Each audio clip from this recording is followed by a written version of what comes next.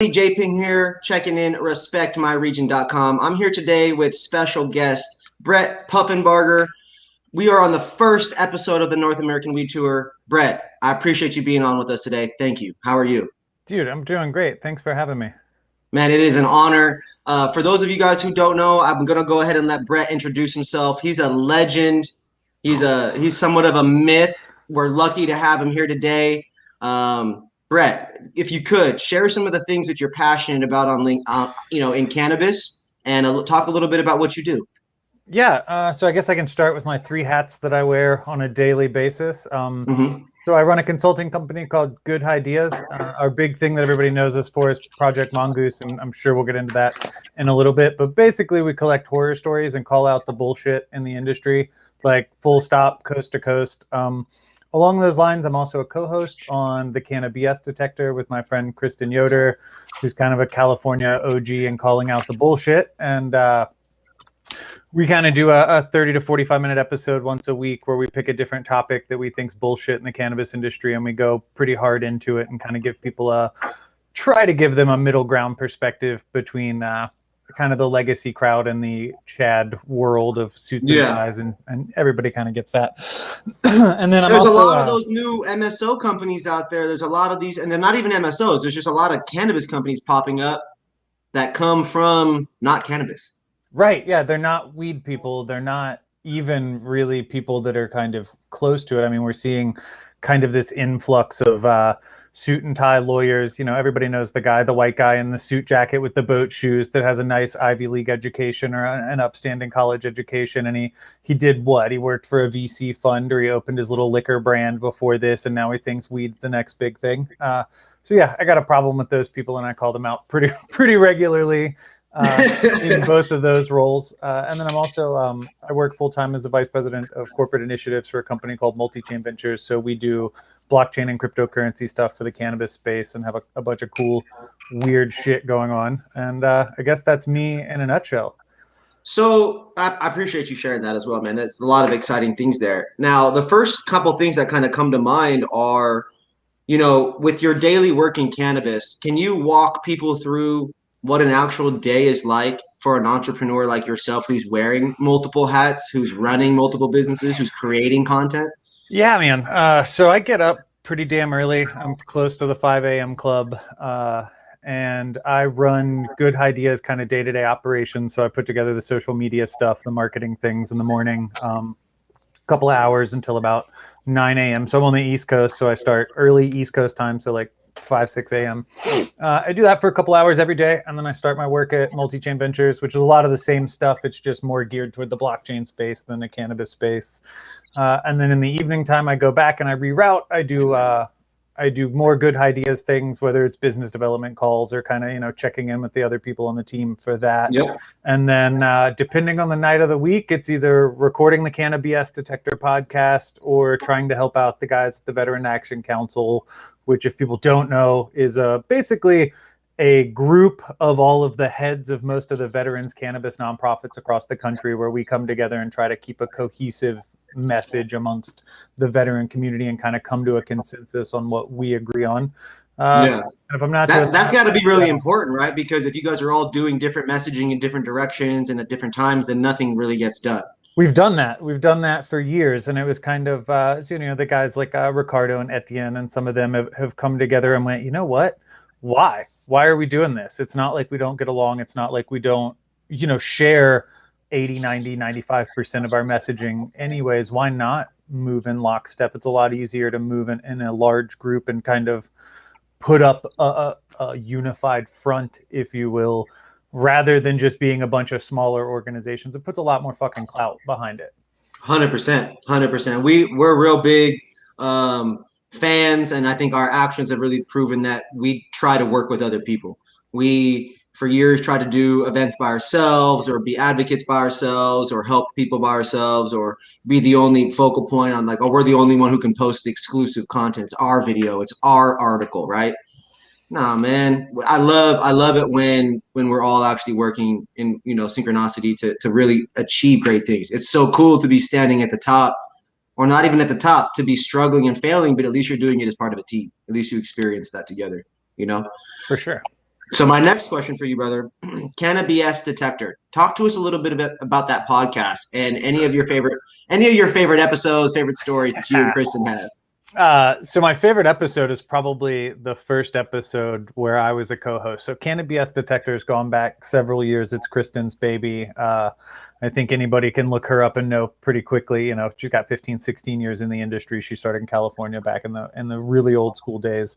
And when I got into cannabis, it was, I guess, 2015 when Florida started the real push toward legalization, and I had gotten out of the military. And I'll be honest with pretty much everybody.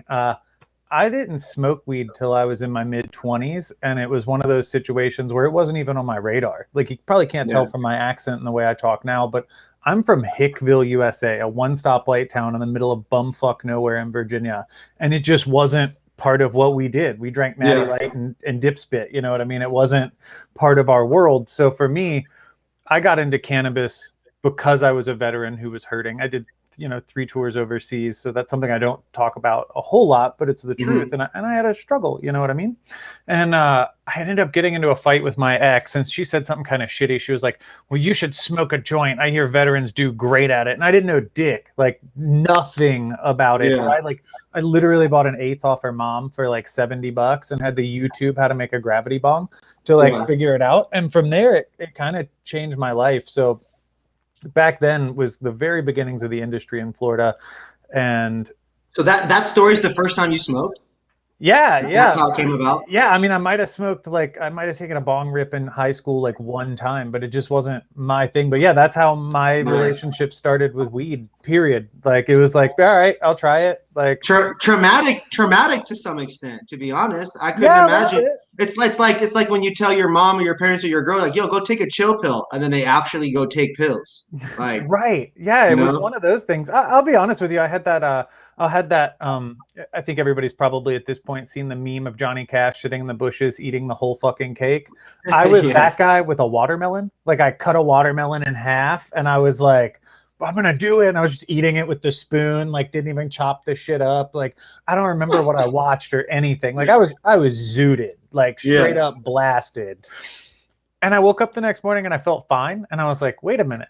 There's something to this. This is way better than a hangover. This is way better than the other shit. And then I started educating myself. And maybe a year after that is when I decided to make the jump into the industry. So at the time I was working as a director of business development at Harley Davidson. I was selling Harleys and t-shirts at 4 dealerships across, a couple of states. And I think I had sold a motorcycle to one of the guys that was on the application for one of the first licenses in Florida or something along those lines. And it was like, I had left for lunch. One of the guys knocked a bike off a trailer, so they piss tested everybody and they fired me because I failed a piss test. And I was like, oh, great. I started smoking weed like recently.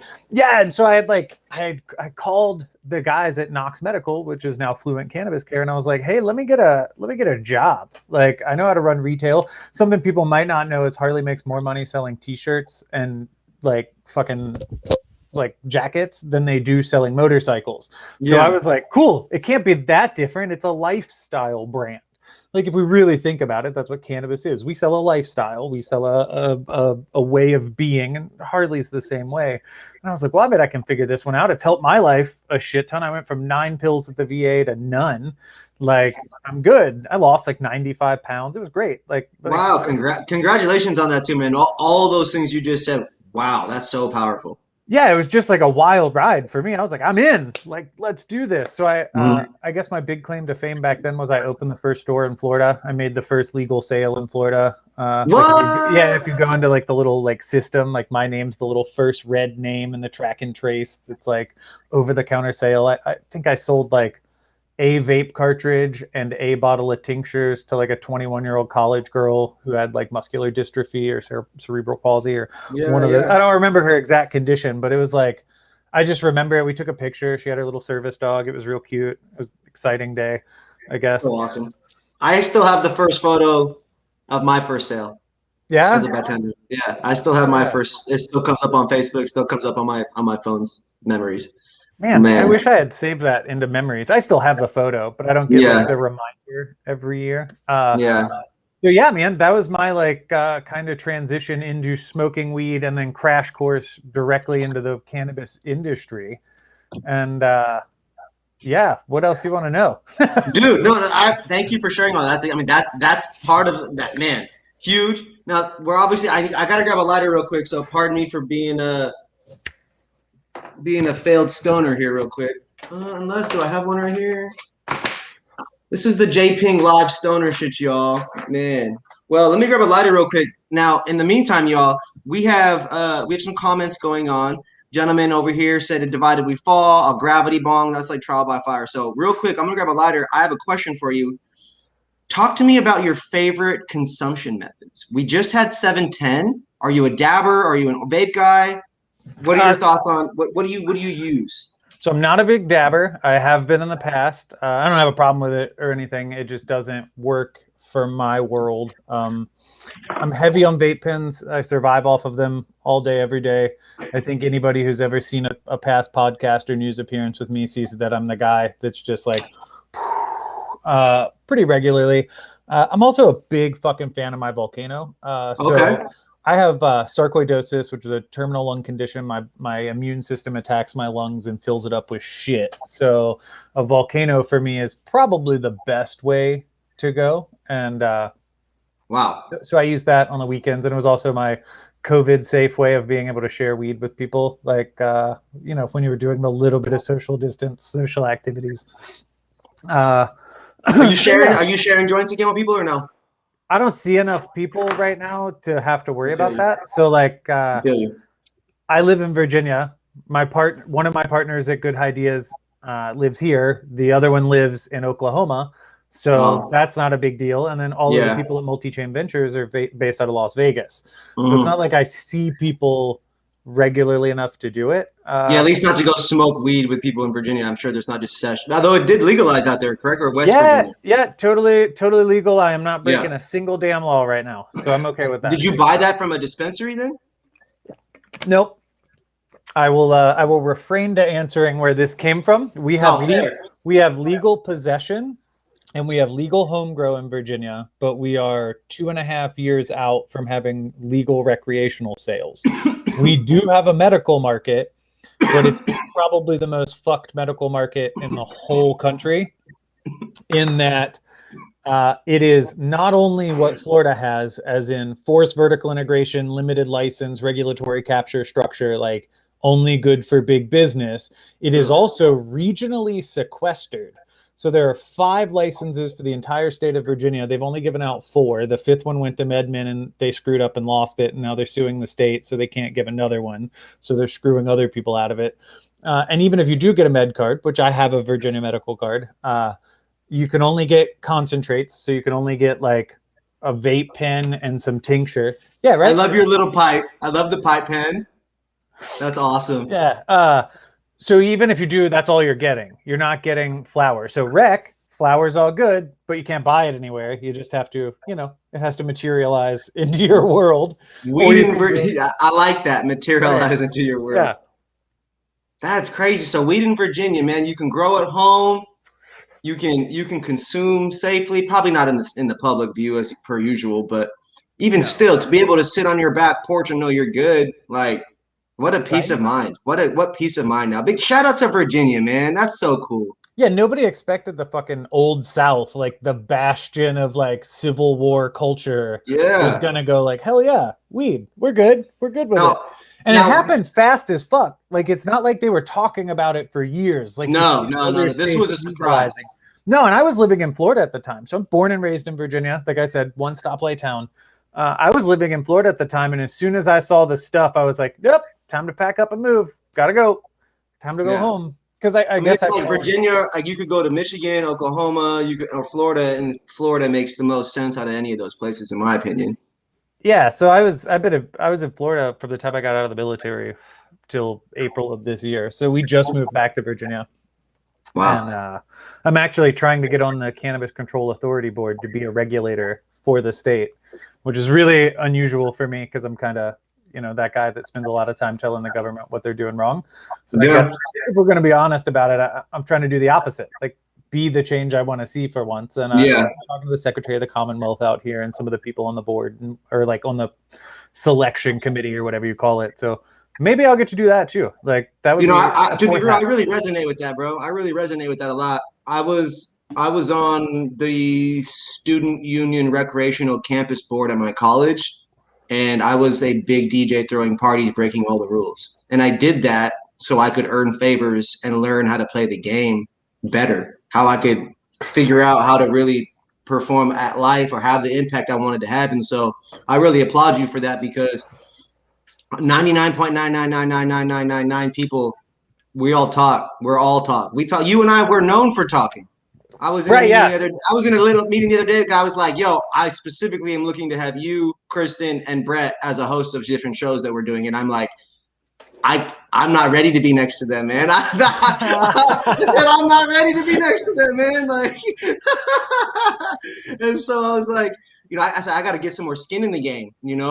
Being next to Kristen is a real 15 years is it's nothing to scoff at. Bro, it's intimidating. Like when we're recording the podcast, sometimes I'm like, if I start to disagree in my mind, I'm like, should I say anything? Should I not say anything? I'm probably wrong. She probably knows more.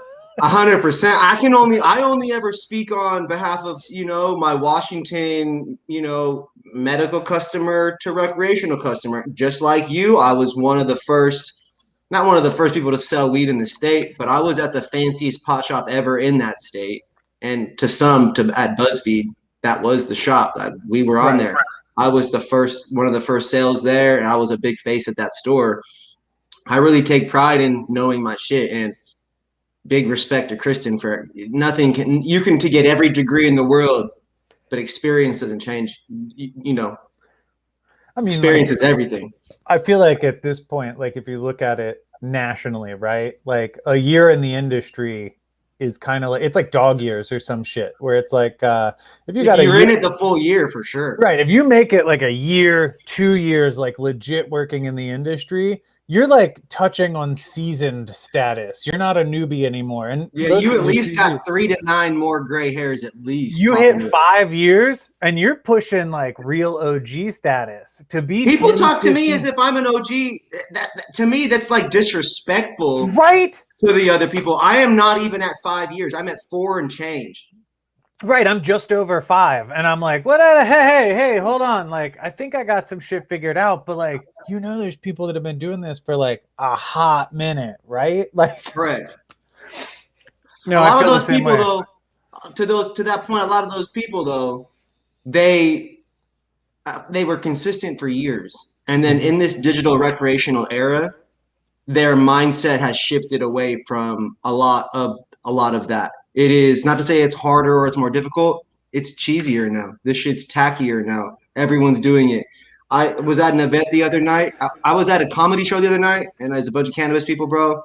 I heard this is, and people introducing each other. This is my friend. She does a podcast. This is the homegirl. She does this. She does that. And I go, oh, hey, yeah, what's up? I heard you do a podcast. I do one too. She goes, oh, yeah, everyone's got one now, huh? And I was like, damn. Excuse me? I've never met you before. Like, like, this is wild, And to me, not to say that everybody is like this, but I have notably come across a lot of people in this industry in cannabis. It's not particular to any region. Again, I spent years in Seattle. I spent years in Spokane, going all over the place. I love Seattle, man. My wife and I were out there in like October, November last year. Yep. Bro, I am like... Where'd you go? So we went... I was with a different company at the time, and it was kind of, we'll get into that later if you want to. So we went to Portland for a little bit, went to Mount Hood, did kind of the Oregon thing. And then we went up and spent like a night and a day, like a 36-hour window or some shit in Seattle.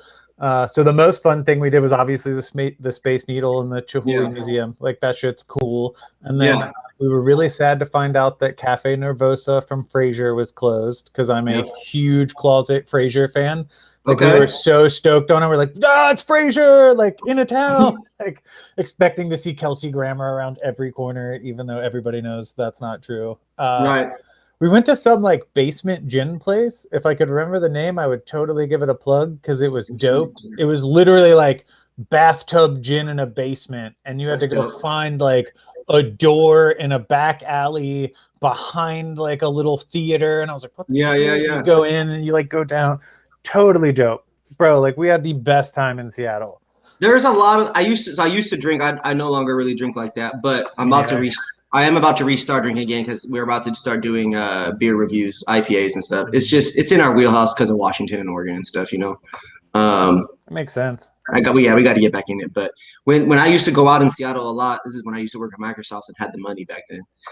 It was IPAs and ciders at all kinds of little bars like that. There's this one, the Seattle Cider Company out there has this little thing, you know, a bar up top, and then you go down, and it's an entirely different vibe. Some cool Mexican restaurants the same way. Like I miss it up there, but I did just go. You know, I mentioned that comedy club earlier. Like it was dope to be standing on Sunset smoking weed at the top of their patio, and then to go down into their other place. And it was cool to smoke cigarettes or whatever down there, which fuck that. But to be able to smoke weed and be cool with it and have branded things there and then go into a restaurant, order restaurant food and do that. And it was literally, that was the full start to finish. It was like someone came to my house, you know, fucking loved it. That's where the, you know, all these lounges and all these certified license venues and shit, like that's all cool. You know, paying extra money to go to Disneyland is cool. Like I feel that, you know, but the beach is free. Right? Going outdoors, smoking weed and going to the beach, smoking weed and going outdoors, that shit's free. Where I come from, you know? When it comes to consumption lounges, the only one I want to get in on is like, I've ever been to like an arcade bar where it's got like all the OG. Dave and Buster's and bowling alleys. Like, you mean do like a bowling alley in one of those places, and I'm 100% with you. I was just talking to a guy that's thinking about doing one in Vegas, and I'm like, listen, man, let's replace bottle service with volcano service. Like, give me some volcano service and like the fucking 200-inch projector TV with an Xbox. I'll pay to come. Like you will get me out of my house. I will walk my happy ass in your door and I will pay your premium prices just for the novelty of it. The cannabis consumption lounge with mini golf built inside, or the ability to go shoot basketball. The ability to go into a quick. Where's the nail salon? I saw one in like was it genius. Oklahoma? I'm like, come on, like, can I get like, I'll go get a petty and a blunt. Let's do it. Like, I'm not too manly to admit that shit. Like, you know what? You give me an idea. Because all these companies in California, right, with their micro business licenses, right, how they can have their little delivery things popped up or like pop up retail and stuff. Where are they at? Where's their cereal cafe, right? Where's their barbershop pop up? Where's their block party bar crawl, right? What about pizza delivery where the box and you have a little piece of metal in there and you can roll it up into a makeshift bowl? Like, let's get creative with this shit, man. Like, you just get it all. Like, dude, these are the. Do I got to sign an NDA for these ideas that you're sharing, or what's the deal? These are just the free ones? Yeah, this is just the freebies. Oh man, I love it. We have a whole thing. We'll go out, like we can go out in the woods, eat some mushrooms. We'll come up with some crazy ideas. Like, hey, mushrooms. I wanted to ask you. I know you're big into cannabis. I know you're big in those things. Obviously, you're a veteran. There's a number of things that reasons as to why cannabis is legalizing. Veterans has always been supposedly a priority for America. Whether it's not, it's actually being executed or not is a different story, right? Or correctly is a different story. Psilocybin, kind of taking a quick similar direction that cannabis is. We're seeing it's totally riding the coattails. Decriminalization is happening the same way that cannabis decriminalization was happening in those crazy markets first. We're seeing full-on pre-legalization before there's even sales in some aspects, right? People are becoming 98%. It's already a stock commodity. Meds on the stock market. Stock market commodity. See, what are your thoughts, if you could, just where you see it at right now, where you see it going? You know, people respect you as someone who is in the know in cannabis. I assumed psilocybin as well. I'm all for it. So, like, full disclosure, my wife wrote her master's thesis on the neuroscience of creativity and psychedelics. So, like, I'm a little biased in that, like, you know, I kind of you've heard a little bit about it. Yeah, like I hear some shit at like a kind of, you know, not your average person level as far as it comes to that. So I'm all for it. I think I mean, if we really want to go like ham on it, I deeply lean like borderline anarchist libertarian with my personal political beliefs, but I'm a little bit more pragmatic with the larger thing. So I'd be one of those people that would be like, legalize all drugs. But if we're going to get into the specifics, like, I'm not from like, I wasn't born and raised in Seattle, raised out there for sure. it's leaning that way there. It already leaned that way in Portland and Oakland. I was going to say, when we got off the plane in Oregon, it was like, legalize all drugs. And we're like, whoa. Because the problem has gotten so bad at that point, we're just going to continue costing money? You got to change the model. The business plan has to change for the cities. It's got to change. Taxes instead of free labor in the prisons. Like, that's what they're looking at now. I don't even know. Hey, man, people hate it, like it. Good ideas, problem solutions. I have no clue. But until we try it all, and I've seen some data about what worked the best, then just like blackjack, I'm going to throw more money at that one, I guess, right? I think we should have, at the minimum, like psilocybin, MDMA, LSD in a medical capacity in some regard. You know what I mean? Like, if we're going to get kind of serious with that answer, I would say that I think those things belong heavily in a very regulated usage way for now. I don't think they're harmful. I don't think they're going to kill you. You know what I mean? Like, obviously there are some risks and things, but there are a lot of benefits that I think we could get out of them in a very regulated manner. I saw like the MAP study, 67% of users recovered from complex PTSD, things like that. I'm all about it. I wish I would see more of that in like entering the mainstream. And I think we are. I think we're at a point now where like the average business executive at the very least is aware that there's $100,000 ayahuasca retreat he could go on. And like, I think we're at a point with the psychedelic side that we never expected to see as quickly in the cannabis side, where the people with the money are okay with it now. The problem with that comes is I think the psychedelics industry is going to see, they're not going to learn from the mistakes of the cannabis industry, in that all of the people, the corporate sharks types, the Chads, if you will, kind of came in and predated all over cannabis 1.0, and it's what gave us the current regulations on the East Coast. I fear that we're going to see a lot of that in the psychedelics world, but worse. I think we're going to see just an immediate big pharma soak up, rather than this kind of, are we going to play with them? Are we not? That you're seeing from the corporate side of cannabis now. Yeah, there was a lot of variables throughout the last 10 years of all this decriminalization, legalization, recreationalization, I think is the word I'm trying to shoot for as well, because now we've got a lot of states with it quickly. Right. To the point where dispensaries are open, they had no products because crops weren't ready, right? So it's, we're going to see those same bottlenecks in the supply chain. I think we're going to see, and initially there's going to be a very, very high taxation there. You saw the articles and all the press surrounding Schumer and cannabis stuff. It's very big money. Spikes already happened. Stocks dropped and stocks raised just based on the news that day, right? I'm not a fan of the Schumer bill at all. Like, I agree. I think it does a lot of good. I actually saw somebody, I got to pull this up because it's totally worth looking at this point. It's one of those things. It's like that Neil Armstrong quote, right? One giant leap, kind of forward, but also at the same time, there's like 78 steps back by also included in that leap forward. Here's one from the Veterans Cannabis Coalition that the Beard Bros guys posted, who are great people, by the way. Everybody shout out the Beard Bros, Bill and Jeff. Excellent people. So this says like this, whatever, this bill represents the first real Senate effort, blah, blah, blah, blah, blah, blah, blah. And then it's got the good, the bad, and the ugly. The good removes cannabis for the Controlled Substances Act, expunges past federal convictions and allows for reviews of hearings, funds state-level restorative justice, authorizes the Department of Veterans Affairs to make cannabis recommendations, which it actually doesn't do. It's a little more complicated than that.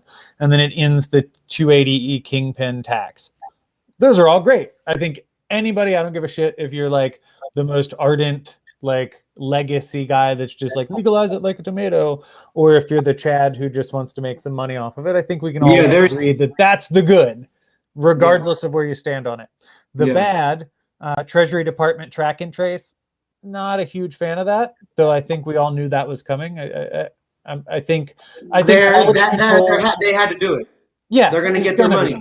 If we're going to do it, let's do it with blockchain. Let's not give Metric another contract. I don't like Metric. I'm not shy about my opinions that I think Metric is awful. We'll have you on. We'll have you and Christian on another episode to talk. We can talk about Metric on that one. That'd be great. Yeah, and Greg. We should call Greg Welch. Get him on there too. Greg always says he don't want to be on camera. I'll talk to him. Let's get him. Yeah, I'll Oh talk man. to him. So the bad Treasury Department track and trace, the impairment standard for driving under the influence of cannabis. I don't like the way that's written, and I agree with this breakdown on it. I'm a medical patient, man. I don't. We're not writing special rules for if you're on Xanax and driving, even though we know if the average person took Xanax, they would get a DUI.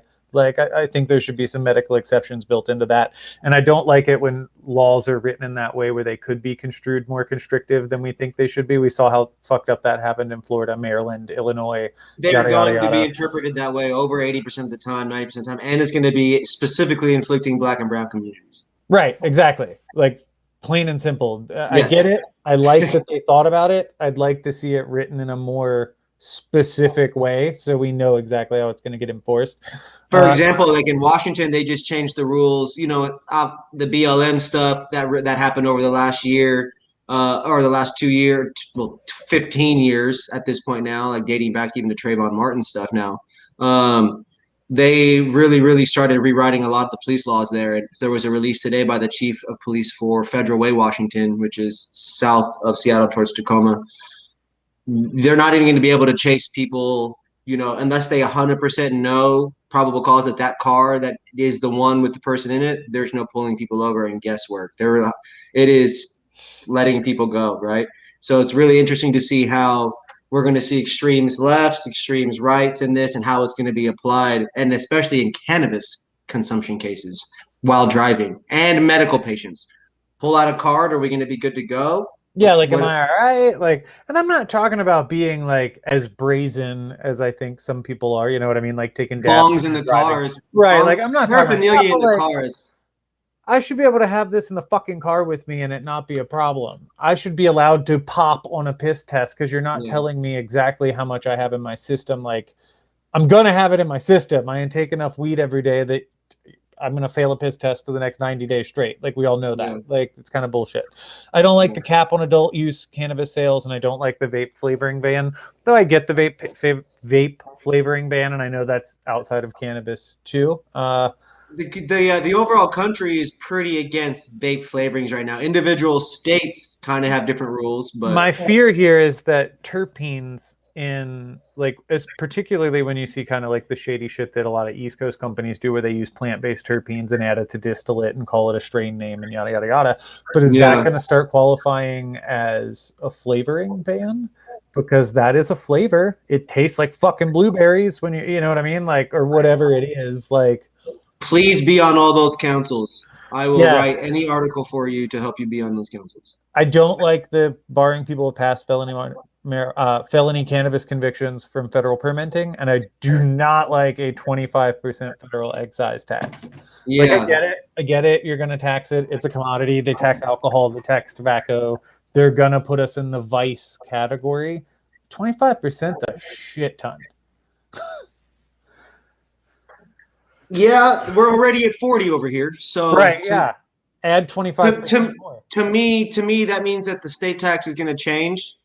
And then, because it already has changed once, you know, they've already changed a few times in a lot of states. You know, Washington's gone through iterations. California now has to. It's going to change. 25%, I can deal with it as long as it doesn't get higher than that, mainly because when you go buy alcohol in Washington, it's around that. And I don't drink because of how expensive it is, plus of what it does to my body. So for people that don't want to pay that, yes, that is what it is. They literally, those tax numbers got people to stop drinking alcohol as much as they used to. Really? So yeah, you got to think it is somewhat of a barrier to entry. So yeah, that's fair. In good ways and bad ways. We don't want kids having access to this, being able to have super cheap access to things. I mean, there are $3 joints available right now. Bro, only on the West Coast. That was the most mind-blowing thing. Like, that and the ability to like smoke where someone could smell it was pretty like mind-blowing for like an East Coast cannabis guy. You've been working in the industry, like, that's not normal here. Like, you know what I mean? Like, joints here at a dispensary, like in Florida, for example, you're paying like $13-14 a joint. Yeah, I mean, they definitely have. I mean, I'm not buying $3 joints anywhere for sure, but they definitely have like organs built on you know, super cheap models. Better Genetics is anywhere between 12 and 16. California, Better Genetics is anywhere between 18 and 25 here, and then or the best of the best. Genetics is anywhere between 18 and 25. You can occasionally get that 14 or 15, but something's wrong with it. Right. But yeah, I think that that tax that does suck. But even those a lot of those things in there, the country and the cannabis has proven that if we can get something pushed through, we'll be able to go back and change it. And hopefully, if enough people go vote and bitch and complain fast enough, or like the right story happens, unfortunately, then we'll see it. We'll see people react.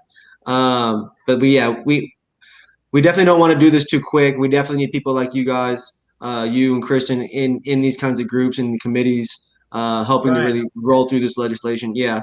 We were actually just talking to the Beard Bros guys about trying to put together our own.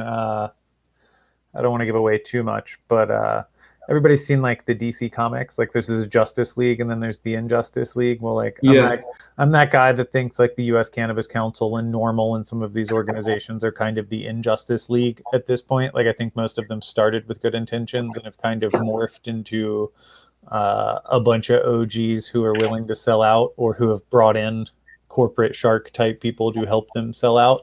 And I don't think they have our best interest at heart. And so like that's literally, we were just talking about like how do we start the real Justice League? Like how do we start like the equivalent of that coast to coast with people who kind of speak the middle ground? Like they're kind of like uphold the mantle for small businesses and regional, craft grows and all of these different things, home grow fucking rights, like little things like that. I think are a necessity. And I think sometimes the West Coast kind of forgets that out here on the East Coast, a home grow state's a freaking unicorn. Virginia's the only one. Like, like that's not normal over here, and it should be. And I think there should be a larger national push, but I don't think the current groups taking on the national push are the ones, at least that I personally, or a lot of the people who I know that are like way above my pay grade in the OG status realm would agree are going to represent us in the way that benefits the appropriate parties, veterans, communities of color, the legacy operators, the people whose shoulders we stand on when we play advocacy roles. You know what I mean? Like those people were doing it way before it was fucking cool enough to put, cannabis on your resume. And I think a lot of the times we have kind of lost our way as an industry in that way. So I guess we're kind of going full circle to the like tell everybody what you stand for. So like I've said this a bunch of times before. I think we have an opportunity to find some level of middle ground between the two like warring factions of the cannabis industry. You know what I mean? Because let's call it like it is. We're getting to be a large enough industry at this point where we do need the lawyers, the MBAs, the suit and tie types to some degree to navigate the complexities of whatever the hell has been built into the laws, whether it be at a state level or eventually at a federal level. But let's also call it like it is. Most of those guys couldn't turn the lights on in the fucking grow room if the rest of the companies walked out. And I think we need to start valuing this like legacy knowledge and this old school cultivation knowledge and this deep understanding of extraction sciences and these things that are arguably the bedrock with which we built an industry on top of, you know what I mean? So we come from these like advocacy and activism roots of these like big name people to us who were like, fuck you, the government's, lying to us, the war on drugs is racist, yada, yada, yada, yada. And now we've kind of got this layer over top of it of the corporate people who only care about profits. And I think we need to kind of come to an agreement somewhere and build a nice, even platform where we value the skills of the other side, where we get somewhere with that. And I'll be very frank, I think Greg and I, bringing him up again, we're talking a while ago about it. It's like, the Chads have a mile to go and the legacy guys have an inch to go, but I still think there needs to be movement to make it a thing that we're all going to be proud of in the future. So that's my like little niche in the world. I kind of sit squarely between, my little tagline, bridging the gap from bong to boardroom. I think that's the appropriate moniker. I'd like to see a respect and an understanding for the legacy side and an understanding that we do need some level of help from the suit and tie brigade. So let's talk about this bridging the gap from bong to boardroom here, because I love your posts that expose these MSOs that are all pushing against and the home grow situation. Now we Well, want people to understand that your freedom to grow cannabis is exactly what I just said. It is a freedom to grow that. And it was taken away a long time ago because of perception, money, economy, and a war against drugs and minorities, right? At the end of the day. So we really want to highlight, and I would love if you could talk about some of those big MSOs that have been tagged. And I want you don't have to super go in on every single one, but if you could at least bridge the gap from bong to boardroom for all these stoners and all of our fans watching and let people know about some of the big brands that you are well aware of, who you know for a fact are putting time, effort, and potentially money into making sure that the rights to grow cannabis at home are either taken away or very restrictive.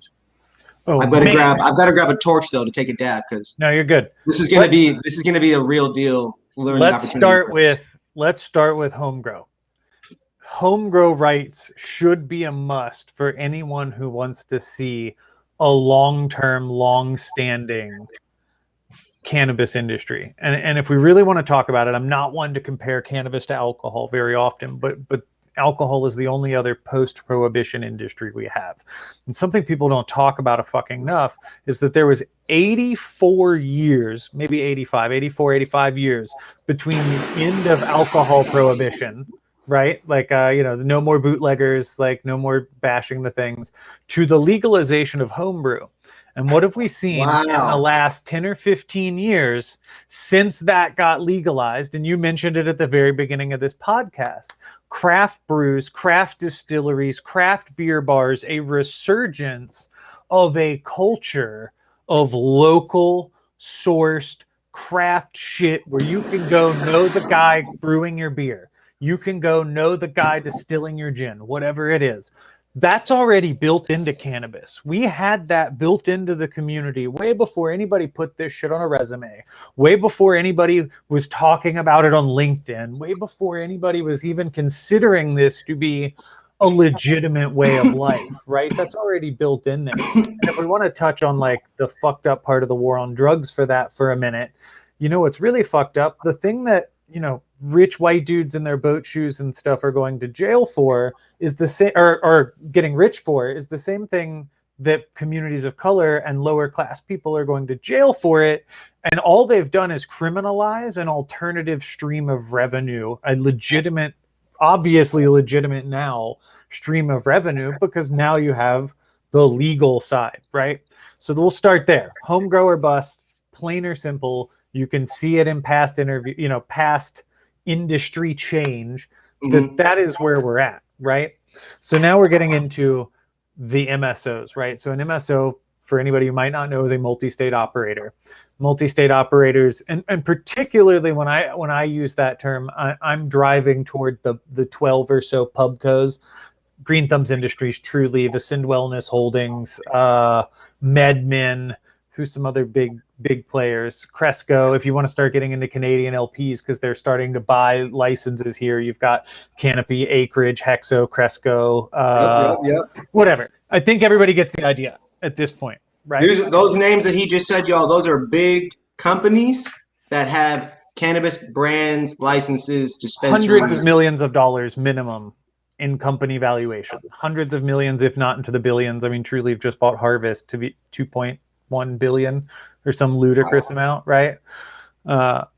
So all of these large companies are all functioning on a broken concept.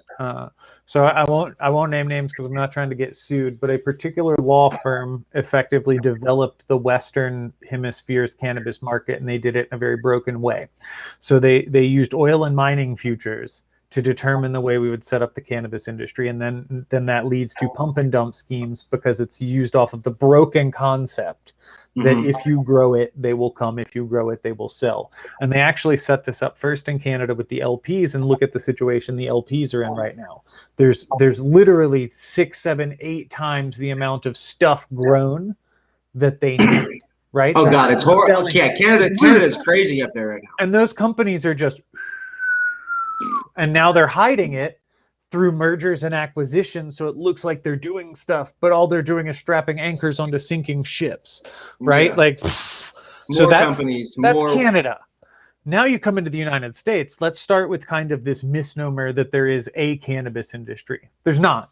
There's 37 different ones because every state's its own silo. We can't legally cross state lines. So if we're talking about obviously strictly legal industry at this point, there's 37 different cannabis industries, and no MSO is actually technically really one large company. They're a holding company that has controlling stake in multiple state companies. Yep. Funnel money uphill. So like Curaleaf, Massachusetts is technically not the same company as Curaleaf, Florida, even though they share a parent company, branding, maybe some executive staff, yada, yada, yada, fancy business moves that don't really matter other than they're kind of structured in a very weird way, right? Already.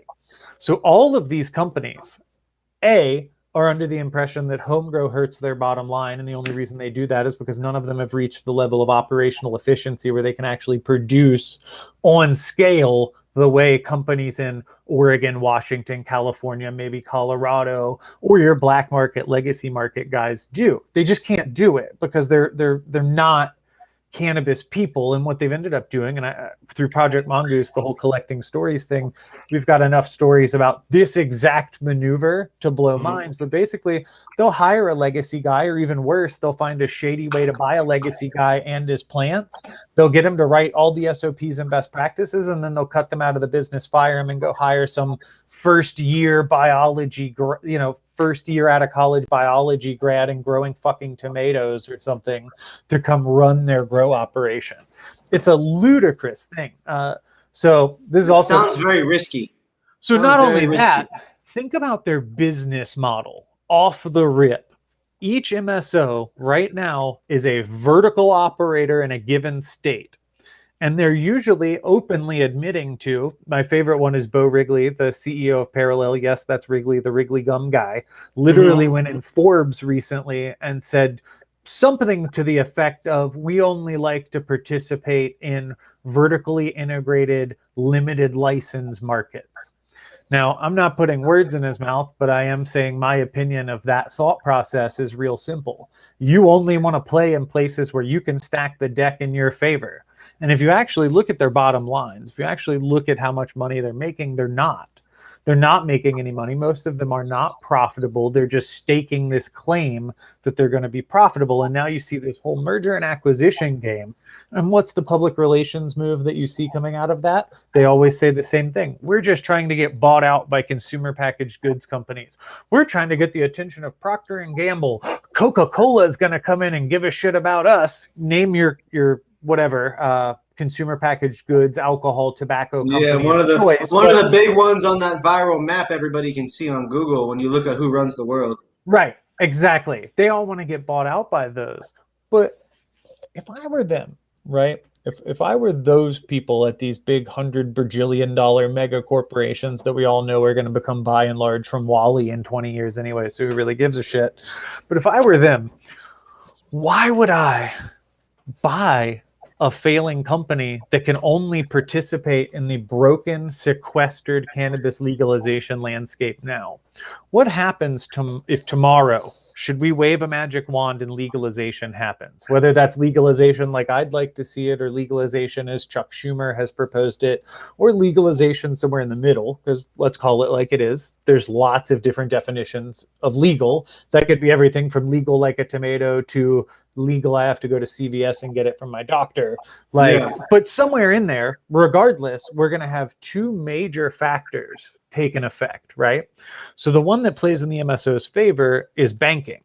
But the thing with banking is they're not really needing it anymore. They're kind of grown out of it, and that's not their problem, and it's not their handcuff. So really, that's also available to the smaller to medium-sized businesses, when you can start getting small business loans, when you can start getting true capital raises, when we can start seeing legitimate crowdfunding or other weird things. And maybe we'll see it in something like a DAO or some blockchain technology that'll break off of that, but that's not really important. What's really important is that when federal legalization happens, we can now cross state lines. Yeah. And who's set up better to do that? Well, it's the loose network of craft growers that all know each other and can just start mailing the shit back and forth. It's all of the groups of people who have participated in the black market that already have the entire supply chain figured out, who will now have the ability to go get a small business loan from the federal government and get their supply chain started. And let's be super fucking honest about it. It is a whole lot easier to build a new house or to build a new plane than it is to build, rechange the direction of a lumbering behemoth that these large cannabis operators are becoming. They're not exactly known for being quick on their feet. They don't do much when they get caught in the scandals. You could literally take the name of any publicly traded cannabis company and type in the word lawsuit, scandal, lobbying, etc., negative, adjective or whatever for what they are, and you could literally get lists and lists and lists of all of the terrible things they've done. Like at this point, you can start finding text message dumps, WikiLeaks style, on FBI cases against C-suite members and their husbands. Hint, hint, if you listen to the list I said earlier and put together husband, there's only one female CEO. Think about it, people. Yeah. So if we just go with that, they're not prepared for federal legalization. So they're hoping they get bought out before that so that they can get absorbed into the big boys. And if you actually look at the publicly disclosed numbers that these CEOs are pulling in, these COOs, CFOs, CROs. Oh, God, I saw your post about this the other day. Right. Yeah, exactly. So if you start looking at it, it listen to this, people. Listen to this. Pump and motherfucking dump. That's it. That's what it screams if you actually look at the details. Yet somehow these companies can turn over hundreds of millions of dollars in loss every year and still attract more money, still predate on the average retail consumer. So like somebody asked me the other day, they were like, well, would you hold any cannabis stocks? And I said, absolutely not. And they said, why? And I said, because none of them are going to be here in 5 years. What we're going to see is a resurgence of the craft market explode as a phoenix out of their ashes when these goobers can't transition into the next stage. And it's going to blow people's minds because everybody's acting like I'm crazy. Like 2, 3, 4 years ago when I was saying this, people thought I was chicken fucking little or like the Alex Jones of weed. But slowly but surely, if you look and you listen, all the directors, all the vice presidents, all of my peers who I started in the industry with, they know it's coming. They're talking about it openly at the water cooler. And if you really want to talk about it, they're sending us stories through the anonymous story submission on our Grass Attracts Snakes website. And some of this shit is so damning and so specific, we don't put it out because it would get these poor people fired who thought they were coming into a good industry. They thought they were going to get to support their passions, and most of them are just getting chewed up and eaten out by a bunch of egotistical people who think they're more important than they are, and who think cannabis companies that they've created are their new cool edgy thing to impress their fucking yacht friends, and they basically use them as sludge funds for their personal bullshit. Do you have water, my friend? Here. I got sugar-free Gatorade. Have a drink from my. We're good. Have a drink from our non-sponsors. Let's take a second because that was a lot. And in all honesty, for you guys watching, I hope you all are paying attention because there's a lot of good game in there. There's a lot of things that he identified that people are doing that they shouldn't be. There's a lot of these large businesses that are doing.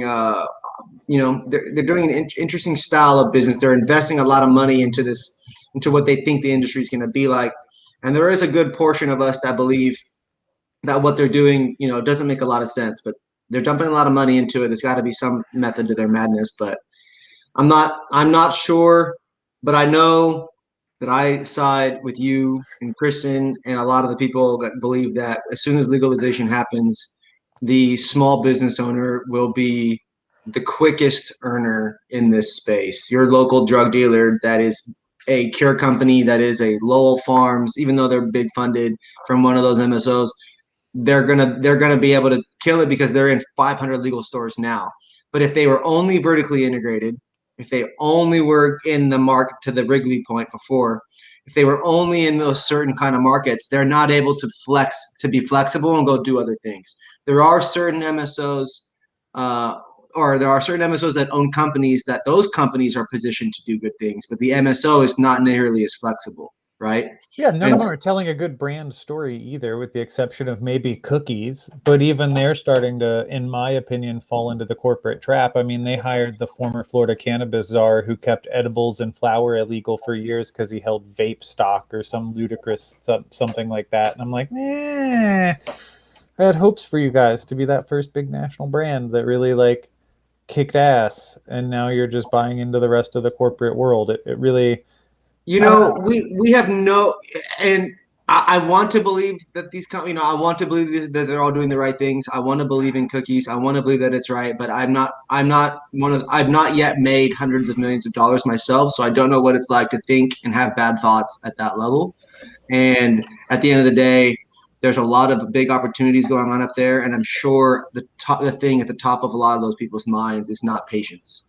And I'm a patient, so all I can do is ask these companies and create content like this with people like you guys, like you and Greg and the other homies that we have, to just continue advocating for the right stuff. We've got to really continue to push for the right things. You guys have got to get out and vote for the things that we care about that affect our friends and families. If you can, if you're in hemp, if you're in cannabis, if you're in CBD, if you've got a friend or family that's been sick and they've been on pills at some point in their life, this is something that could be significantly impactful to people in your life. I'll have you back on a different episode. We'll talk through the psilocybin things. Maybe you can educate me about what's going on in that space a little bit. I'm not too caught up on that, but I am learning more daily with all the different studies that are coming out and things of that nature. But my man, I really appreciate you being on the episode. Could you possibly, before we get out of here, let the people know, again, some information on the different podcasts and content that you're making and where they can find you at? Yeah. So I got my company Good Ideas, goodideas.net, not .com. So GOODHIGHDEAS.net. We do mostly media marketing, public relations, government relations, and some business development stuff. Check it out. We're actually launching a new website soon. For anything blockchain that related, look up multichain.ventures. So multichain.ventures. So the Cannabis BS detector is CANNBS detector. So literally cannabisdetector.com. You can find me on LinkedIn at my name, and that's about it. Or Instagram is also just at my name, and that's me in a nutshell, man. Oh yeah, man! I really appreciate you being on today's episode. Thank you so much. Everybody watching, you guys, make sure you guys go follow, like, support, subscribe. We've got more interviews coming. This is the first episode of the North American Weed Tour podcast. We'll be coming at you guys live once, twice, sometimes 3-4 times a week over the next 6 months with a ton of interviews. People like Brett sharing their perspectives, their stories, giving us insider info. Brett, thank you again. Everybody, I'll see you guys in the next episode. I love you guys. Peace.